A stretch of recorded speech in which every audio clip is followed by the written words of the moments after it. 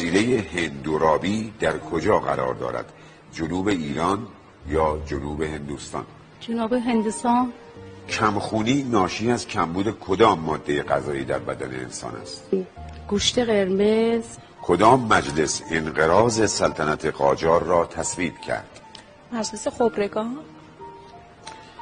سلطنت قاجار، مجلس خبرگان. مجلس شورای اسلامی. همسایگان ایران که به دریای خزر هم راه دارند کیا هستند؟ آذربایجان شرقی. عربستان و ترکیه. عربستان و ترکیه به دریای خزر راه دارند.